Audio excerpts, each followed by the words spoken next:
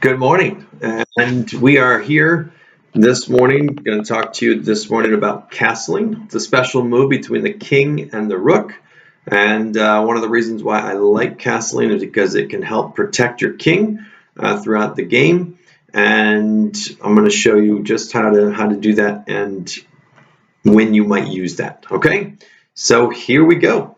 Let's take a look at our board here. All right. As you can see, we're all set up, ready to start. And let's go ahead and get right to it from the beginning. Okay. Now, in the beginning of the game, you are going to move a pawn. Okay. And as we mentioned before, you can move 2 squares forward. I can move this one if I wanted to. I can move a pawn forward. I also can jump a knight over. Okay. And as the game begins, okay, you start to make movements. I see a lot of beginning players take a pawn from the side and moving it forward. I don't know why exactly, but that just seems to be an instinct. So I move a rook or a bishop over to here, and we're going to stop right there. And I want you to kind of take a look. Let's go ahead and give black's move there. So in this scenario, okay, you can see that we have a king and we have a rook, all right, and there's nothing in between. Now, the king has a special move, all right, and the rook is kind of involved. It's called castling. In this scenario, now that it's white's turn, the king usually only moves 1 square, but if the king hasn't been moved and the rook hasn't been moved and there's nothing in between, okay, you can move the king 2 squares over and put the rook on the other side. Now what that does, which it might be kind of hard to see from that angle, is I have this what looks like almost like a little cage or a barrier around the king.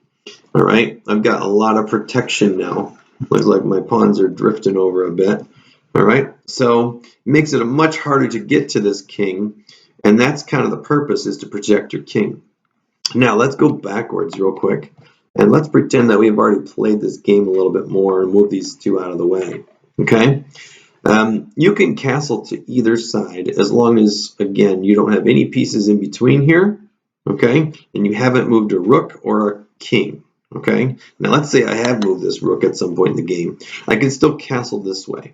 All right, and the rule still applies that you can move the king 2 squares to towards the rook, and then the rook goes on the other side. So this rook actually moves a little bit further than on this side. Okay, so a little bit different scenario. I have an extra pawn here. Okay, but again, we're kind of caged in and protecting the king. So that is called castling. One other thing I will mention to you, in case you are ready for some more information. All right, let's put this bishop right here. Okay, now it might be kind of hard to see, so let me angle that correctly for you. There you go. This bishop is attacking these squares, as you can see. Now I am not able to castle here because I would be passing through this check.